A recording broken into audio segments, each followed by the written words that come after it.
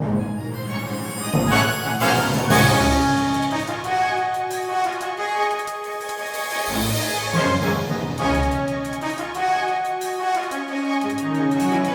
Nuremberg Toy Fair in January 2021 because of COVID, so let's go virtual.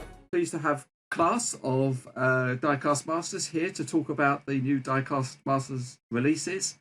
How are you, Klaas?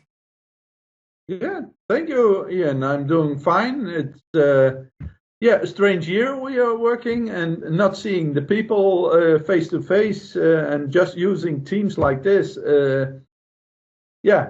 It's strange and will be strange for a while. So how was 2020 for Diecast Masters? What kind of a year has it been? 2020, it was a year in March. Everything collapsed and everybody shocked. And what do we do now? But in April, we could catch up and restart and reboot everything. And then we very soon noticed that not only we were restarting, but especially our retailers who already had a good web setup and e-shops, etc.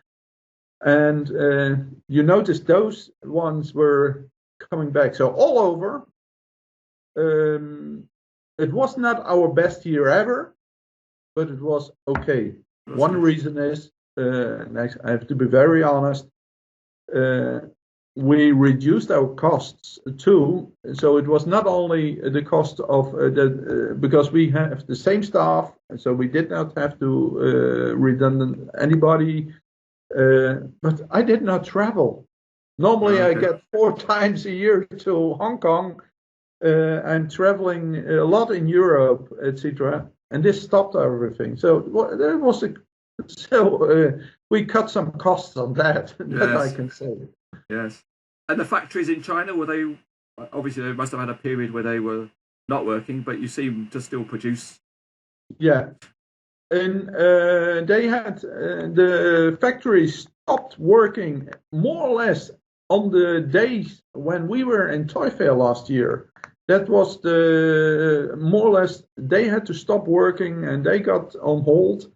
This took for them, let's say 1 month or maybe 5-6 weeks, and then they returned to work bit by bit. So everybody got the delays, etc. This is one issue. On the other side, we noticed that at the factory they have some problems with, still have problems, mainly by people or workers in the factory, employees who normally come from other provinces to the factory, and every time they cross the province border, they have to go in quarantine, and this is a big hurdle for the people. So they have problems. Now we run into Chinese New Year. We'll see after Chinese New Year how it picks up again. Another problem is,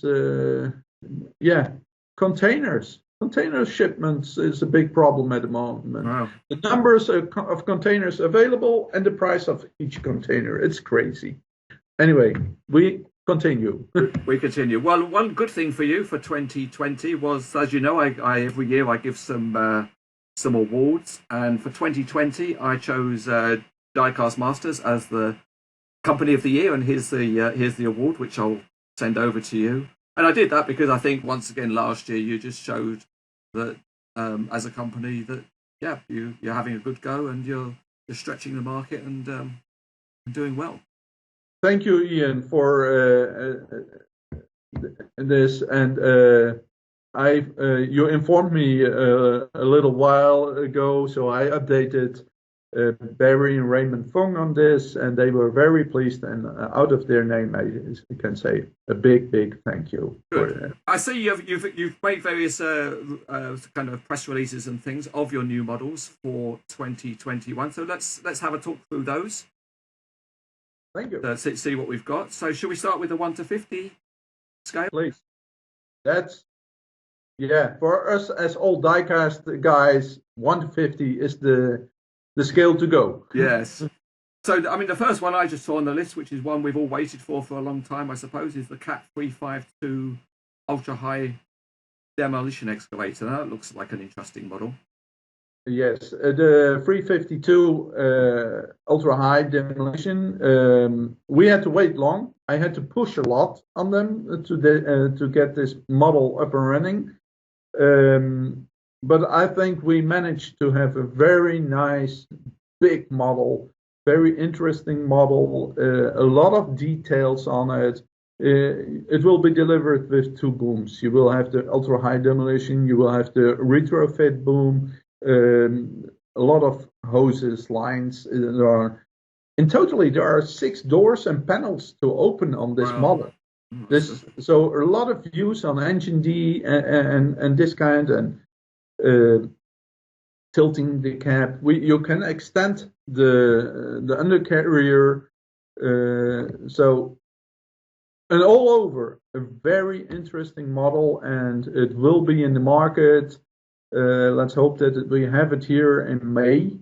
And then we got a lot of pre-orders already, and so it was very nice, the first reactions getting back from the customers. Yeah, well, it certainly looks like an interesting model. So you've got a couple of large mining trucks on the list for this year?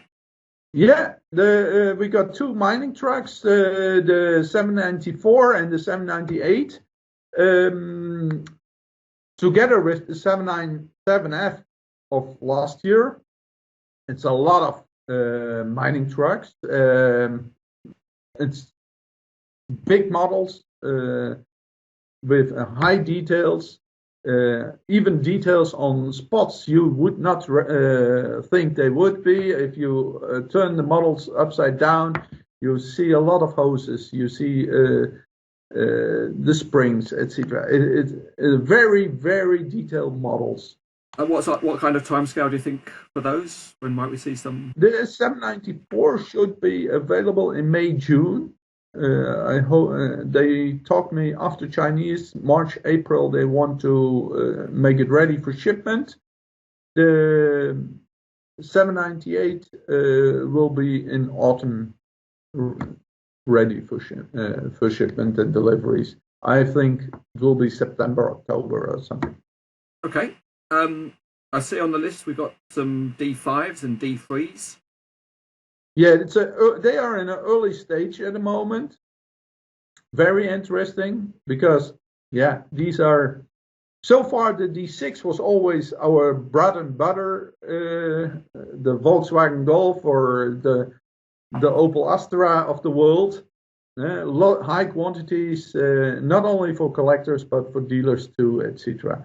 So, and Caterpillar is getting a little bit more stronger in the small dozers. So interesting.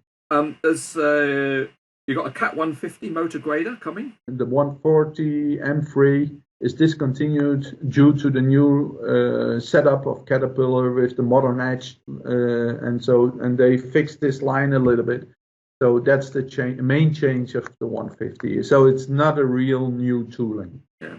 Okay. And I see also you've got a second model in the Weathered series, which is something new. I did review the first one of the Weathered series just before Christmas, and I was impressed with it because obviously to produce that finish in the factory, you know, it's not the same as just doing a standard kind of a finish. No, it's pretty good, I think. Yeah, I believe, as far as I was told, because I couldn't travel to the factory last year, and so they told me they have a little crew of people who are good in this airbrush techniques, etc., and polishing of the machine, etc., and they put a lot of handcraft in this model. So, and which is very interesting. So. We are getting the 320F, a popular machine. We had the D9 you already reviewed. Something I think we saw at the last year's Toy Fair actually was the Evolution series for the scraper models. to set up the booklet, etc. It costs a lot of time, and they are working on that. We use the D7 old dozer together with the number 70 scraper. They have all details now, and yeah, now they have to set up. I think this will be third quarter, etc. But we get a lot of questions of people who only want to buy the old timer. Initially, we will keep pushing our evolution sets, and after, let's say, 2 years, 3 years, when it's in the market to a certain point, we'll do a rerun. Then we'll get to the point that we'll sell the single models too. But in the meantime, if they can't wait, they should just buy the Evolution series. Exactly. So we look at 1/87's series then. I think what a lot of people will look forward to on the 1/87 series is the Cat 6060. Yeah. Mining excavators, which I think again we saw at the Toy Fair last year as samples, prototypes. Prototype hand samples you have seen at the Toy Fair last year. COVID was a part in this, like a lot of people at Caterpillar sites who have to review and comments. Everybody's working from home, so even if you send samples in, it's not on the desk of the guy who has to review it, or it's a little difficult process. On top, there are some changes coming up in this machine. For example, the production of the real machine is moved from Germany, or will be moved from Germany to Indonesia. So there are delays, but now at the moment, the factory is, Diecast Masters is convinced that they got all the details that they can continue the development, and we hope to have in third quarter this year real product. Okay, well that'll be good to look forward to, because actually, even though they're 1/87, they will actually be quite large, won't they? It's a big model. Yeah. As far as my information, we expect it will be, as we call it, the normal HO tin box. We call the tin box A. Then we have the tin box B, which for the average excavator is used. We will use this for the D11 because the D11, the blade is too wide for the small tin box. And for the big excavators, it's too small, so it will be tin box C or D. Okay, right. Of course, the only thing you do need in the 1/87, if you're going to bring those excavators out, is you probably need a mining truck to go with it. But maybe that's in the future. Let's wait. Okay. Also, so you mentioned the D11 in 1/87, so that will be interesting for collectors to see that in the smaller scale. Should we move on to 1/64, because that's an area where, particularly for the US collectors, I think, because they have more of a history of 1/64 scale models, but you've got a few coming this year. Diecast Masters introduced in the last 2 years a big range of 1/64s, which were in principle the former tools from Northcott. And this was set up, but they got be set up for a price point. Yes. So it's more for toy market. Not for us, it was more toy market as comparing to collector's market. What is coming now is for Diecast Masters is the really new tooling for 1/64. It's refreshed, it's new, so that's interesting. What I want to highlight out of the range of 4 models, so we get a Cat 950 and we will get a 323F, the D11, and the 745 articulated truck. But for example, the 323F will be coming with a set of 5 tools. So you will have a quick coupler on it. You will have 5 different tools. Makes it very interesting. The D11 is a very interesting model too, because it will have 2 exchangeable blades. So you will have the regular push blade, and you will have a carry dozer blade.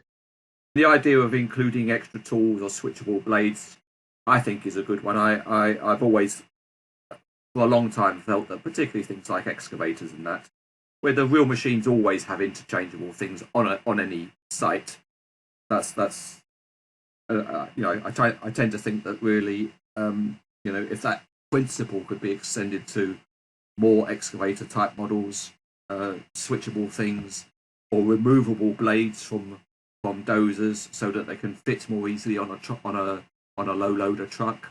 Yeah. And the things. I think if that kind of flexibility gets developed more and more in the future, I think collectors would value that. You've got a couple of other scales we can just briefly touch on. You've got the very small scale of 1 to 125. So these are tiny, tiny small models. We decided for these three models, the 994K in copper version, which is used a lot for Caterpillar as gifts, etc. They will be in the Elite box, but the other two models, the Scraper 657G Scraper and the 745 articulated truck will be delivered in the tin box. We can offer them to a more attractive price. It will be more close to the pricing level of HL models. And you've got a couple of bigger scale models as well, haven't you? You've got a couple of 1 to 16 scale. We got here the multi-terrain handler in 1 to 16. So you see a big difference in scale. Yes. A lot of model for the device. And interesting is you got a lot of tools with it too, including a brush and an auger, etc. They're available already. Yes. Yeah. One area where there's you've expanded a lot in the last year or two is in remote control models. In history, there was hardly any remote control Caterpillars, or it was on the very, very high end price. And now we get some interesting models in the scale 1 to 35. We got 4 different. We got a wheel loader, so it's a family, a dozer. We got the mining truck and the excavator. The models will be sold as more as toys. Yes. As I don't expect a lot of collectors. The collectors are more keen on the 1 to 24s. In the list, you will find 2 1 to 24 models. They are more comparing to the models we had last year already. These have some reduced details, so they don't have light and sound.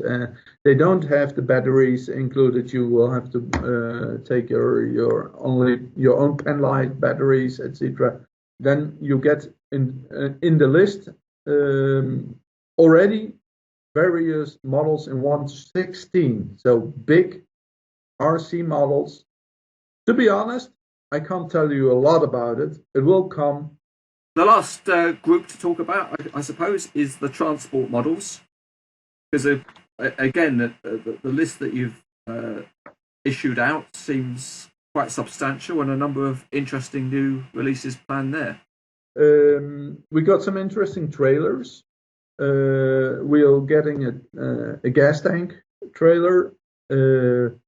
So that will be interesting. For me personally, is the first announcement of the models with the cranes, the AC crane manufacturer.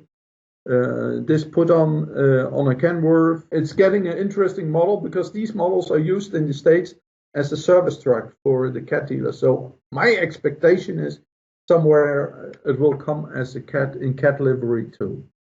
Yeah, so that is an interesting development actually. And there are two models with Altec cranes, Kenworth T8 AT and a Peterbilt 567. In the last year, we introduced more now, for examples, in the tippers, dump trucks, the Ox Stampede, because in the former range it was a little bit, a no-name.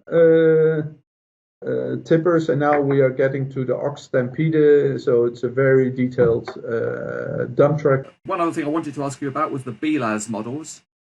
I know you produced 2 of the big mining trucks. There were others listed, I think, to come out last year. Are they still in the works, or were they actually made? The BLAS models was not only a hiccup due to COVID, but as everybody knows, there were quite some problems in Belarus too. So that was an issue for the factory in combination with the OEM factory. But I can tell you, they are produced and they are shipped now, they will be shipped now. So we expect to have all 6 announced BLAS models available somewhere in March, April. Okay, so that's some good news to see that they're coming too. Okay, Klaas, that's been a very good talk through, I think, all of your upcoming developments for 2021. So we wish you well and hope that your team stays well. Yeah, Ian, thank you for giving the time, and nice having this chat with you. Thank you very much. Welcome.